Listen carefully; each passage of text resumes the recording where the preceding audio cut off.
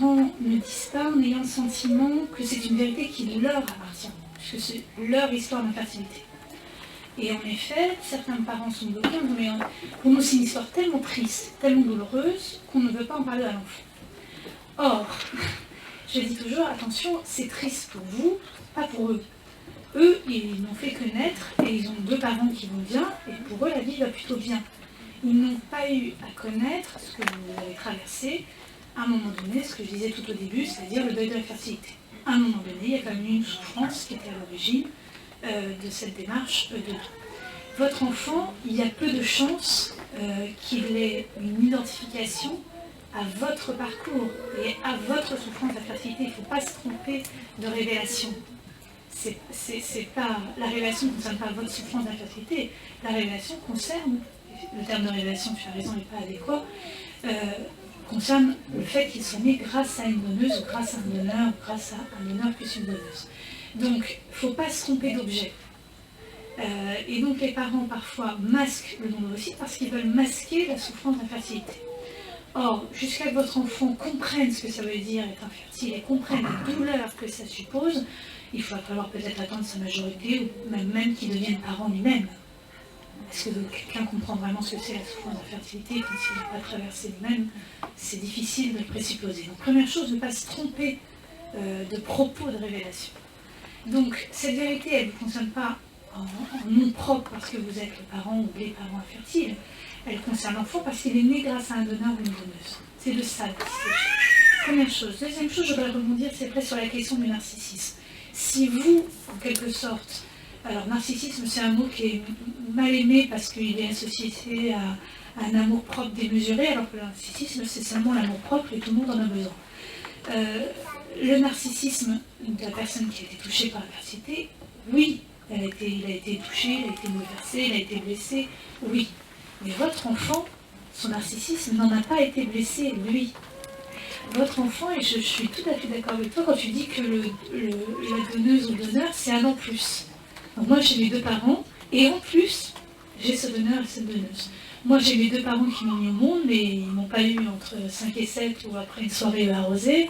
Ils ont fait tout un parcours, ils ont été à l'autre bout de chez nous pour m'avoir. Donc, ils ont fait des choses incroyables pour que je puisse naître. Donc, je suis le fruit de mes désirs.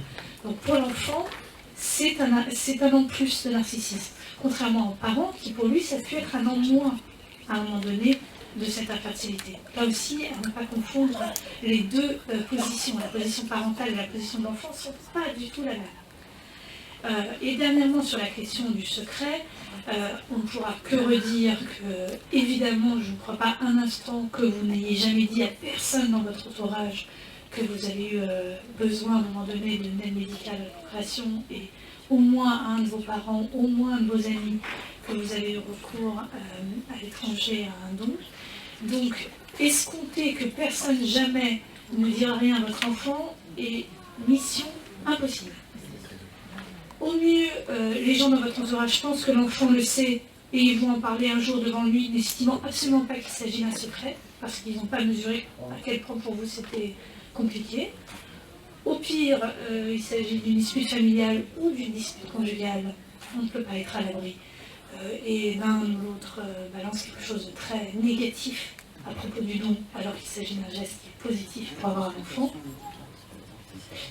Bien sûr, en effet, ce que vous disiez tout à l'heure, c'est-à-dire qu'on rentre chez le pédiatre, la première question, monsieur l'a évoqué tout de suite, quels sont les antécédents familiaux, donc tout de suite, vous allez en parler. Il n'est pas question pour l'enfant qu'il puisse penser que vous adressez une parole vraie à des gens qui ne vous sont pas proches et que vous lui adressiez un mensonge à lui qui s'estime être le plus proche de vous. Il comprend. Alors, c'est pour une petite histoire qui est très drôle. On a fait une première recherche avec Claire sur les familles constituées par don d'ovocytes. Je vous parle de ça, il y a une décade et plus. Et donc à l'époque, les gens ne parlaient pas du tout de leur recours au don, etc. Et donc, la plupart des entretiens étaient faits soit en face à face avec les parents qui, à l'occasion, étaient venus avec leurs enfants à l'hôpital Antoine Becler, ce qui était extraordinaire. Des enfants qui n'étaient pas forcément informés, c'était une consultation à la fois de recherche et à la fois de révélation. Et une grande partie des entretiens avaient été faits au téléphone. Et moi, j'ai eu plein de mamans au téléphone. Alors, j'ai eu tout un questionnaire qui faisait 4 pages, etc., sur leur parcours. Et puis, à un moment donné, je leur dis, mais est-ce que vous en avez parlé à l'enfant? Et au bout d'une heure de conversation avec la maman, elle me disait « Non, je lui ai absolument rien dit, etc. » Bon, très bien, une fois, deux fois, et puis à chaque fois, quand même, les enfants étaient à côté. Puis à un moment, je dis à la maman, mais vos enfants sont à côté de vous? Elle me dit, ah oui. Et je dis, ça fait une heure qu'on parle du nombre aussi. Ah ouais, mais ils n'ont pas compris. Voilà. C'est très très drôle. C'est drôle parce qu'elle a l'impression que son enfant ne va pas comprendre. Mais ce qui n'est pas drôle pour l'enfant, c'est que, donc maman dit des vérités à une inconnue au téléphone à 200 km de chez elle, et moi qui suis à côté d'elle et qui est pourtant son enfant, elle me dit aucune vérité. Alors, ça, quel que soit l'âge, puisque je me souviens des triplés, c'était quand même formidable. On en avait 3 dans le bureau qui était tout petit, parce que c'est un public, ils n'ont pas beaucoup de sous, donc on avait un tout petit bureau. Donc elle avait 3, ils avaient à tout casser 2 ans. Ça courait partout, et les parents racontent leur histoire comme ça, comme si leurs enfants étaient sourds ou idiots. Ce qui n'était loin d'être le cas. Et alors à un moment, il y a la petite fille qui m'amène un dessin et qui me le donne à moi. Et alors ce dessin, je montre à l'air qui me dit waouh. Alors là, le dessin, bon, nous on travaille avec les enfants en tant que psychanalyste, donc les dessins, on y connaît un peu quelque chose, les dessins d'enfants. Et alors c'est formidable, parce qu'ils m'ont raconté tout. Genre, je suis pas sûre que tu peux être regarde. J'ai bien compris. Ça c'est extraordinaire, mais si petite, on était. Voilà, donc c'est vrai que le message qu'on essaie de faire passer, c'est que il ne va pas arriver un moment où vous n'allez pas parler de ça dans toute la vie d'enfant. C'est impossible, c'est mission impossible. Et c'est un peu compliqué aussi de laisser parler les autres au-dessus de la tête de votre enfant comme s'il ne comprenait rien. Vous savez, vos proches qui viennent et qui disent « Non, mais il est au courant, le petit, tu sais, pour le temps. » Ça arrive 1000 fois. Voilà. Mais tu leur as dit, mais tu leur as expliqué, etc. À la maternité, c'est pareil. Des gens qui vont se penser sur le berceau, qui vont dire ah, mais c'est dingue, qu'est-ce qu'il te ressemble. Alors, soit vous laissez dire aux plaisants et aux parents, soit vous redites, mais c'est super sympa, c'est gentil, mais tu sais bien qu'on a eu recours à un endocyte, ou à un endosperme, etc. Voilà, donc l'idée aussi, c'est de ne pas laisser n'importe qui dire à votre place votre parcours. Parce que qui mieux que vous peut expliquer à votre enfant ce par quoi vous êtes passé et ce pourquoi vous êtes passé par là. Donc voilà, ne laissez pas la parole aux autres. Juste un mot. Il y a des familles qui choisissent de se taire. On a remarqué en faisant notre enquête, parce qu'on avait beaucoup de monde, on a vu du monde, mais on les a interrogés là-dessus. On a aussi, ce qui n'est pas pour rien, que ce n'est pas n'importe quelle famille. Et que s'ils choisissent de se taire, de faire du secret par rapport à l'enfant, c'est pas pour rien dans leur histoire. C'est qu'ils ont des bonnes raisons. Des bonnes raisons du genre, on ne peut pas le dire parce que le grand-père, etc. Ou parce que... on se disait, un train peut en cacher un autre. Parce qu'en fait, souvent, on fait du secret parce qu'il y a déjà du secret en amont.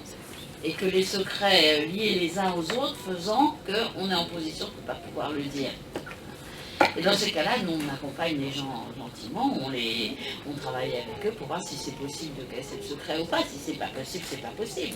D'autres vont venir nous dire, oui, de toute façon, à quoi ça sert de le dire, vu qu'on ne saura jamais qui c'est, selon la loi, qui préconise l'anonymat. Ah oui, c'est aussi une position, et on travaille là-dessus, ça se défend. Et puisqu'il y a des personnes qui sont venues me voir en préconceptionnel, en disant, mais moi, il faut que j'aille dans un pays où il n'y a pas d'anonymat, parce que je ne conçois pas que l'enfant ne sache pas qui est à cet endroit dans son histoire. Ils ne peuvent pas fonctionner avec des abstractions. Donc je crois qu'il faut aussi se dire que parfois, il y a du secret, mais pour des raisons qui s'inscrivent dans chaque histoire, dans chaque famille, dans chaque pays. Je dirais juste un dernier mot sur l'anonymat, tu as eu raison de tout à fait l'évoquer. Je crois en même temps qu'on peut être un parent qui ne sait pas tout. C'est-à-dire qu'on peut dire le nom d'ovocyte et dire oui, c'est une donneuse dont je n'ai pas le nom. C'est la limite de la loi. J'ai eu recours, c'était mon choix. J'ai souhaité une donneuse anonyme, mais je ne sais pas qui c'est. Je crois qu'on a l'expérience des enfants adoptés, on a l'expérience maintenant de pays qui ont levé l'anonymat depuis plus de 25 ans, je pense à la Suède par exemple, et il y a eu très peu d'enfants qui ont fait la demande de connaître la donneuse. Ce que les associations défendent et ce que les parents défendent, c'est que parfois ce soit possible, ce soit accessible. Mais rares sont les enfants que ça passionne, de connaître le nom et le prénom. Ce qui passionne les enfants, c'est votre histoire. C'est vous, c'est pourquoi eux, pourquoi vous, dans quelle histoire d'amour, dans quelle histoire de famille. Et je crois qu'on peut dire à ces enfants, on est limité. On ne sait pas qui c'est, voilà, c'est la limitation. On ne peut pas tout, c'est la loi. Et nous, en tant que parents, on représente la loi. Oui, j'ai choisi ce système d'anonymat. À l'époque, c'était comme ça que ça se faisait. Et ça nous convenait. Et voilà la limite jusqu'où on peut aller. Cette femme a bien voulu donner, à condition qu'on ne sache pas qui c'est. Mais grâce à elle, tu es né, tu es là, tu es ceci, tu es cela, grâce à nous aussi. Sinon, tu ne serais pas là. Donc, vous pouvez aussi incarner ça. On peut choisir l'anonymat et l'assumer face à son enfant. Voilà. Il y a une histoire du secret, quand même, juste un petit mot. Qui est que pourquoi est-ce qu'en France, on a établi le secret des dons. C'est que lors de la création du premier sécos, de la première banque de sperme, donc en 1973, ça se passait à l'hôpital Cochin, et ceux qui ont créé ça étaient considérés, on ne voulait pas leur donner les sous pour créer le truc, ils ont fait une petite association qui était séparée de la PHP parce qu'il ne fallait pas mélanger avec les gens bien. Ils étaient c'était des diaboliques. Ils allaient faire des manipulations diaboliques, des adultères institutionnalisés, si vous voulez, et que c'était très très très mal vu. Donc ils ont fait leur petite association, les sécos, dans leur coin, à une condition, c'était que ça ait les aspects du truc normal. Il fallait que tout ressemble le plus possible à ce que, comme si c'était rien passé, l'institution du tabou. Parce qu'à l'époque, sinon, ils n'auraient rien pu faire. Si vous les interrogez maintenant, les mêmes, ce que j'ai fait, ceux qui ont fondé les sécos, ils vous disent, oui, à l'époque, il fallait s'adapter aux mentalités. Mais les mentalités sont en train de changer. Elles sont en train de changer. Avec le mariage homosexuel, ça avance très vite. Je pense que, à l'heure actuelle, la question de savoir si l'anonymat est utile se pose plus que jamais. En tout cas, pour ce qui va être transmis aux enfants, c'est important de dire que c'était la loi. On ne pouvait pas faire autrement à ce moment-là en France. Et on est allé en Espagne parce qu'en France, c'était tellement compliqué, tellement long, et que nous, on vieillissait, on était très pressés d'avoir un enfant, d'aller à la famille. On est allé là, et là-bas, la loi, elle est comme ça. La question de la loi, c'est toujours rassurant pour un enfant. Il ne faut pas hésiter à en parler. Voilà.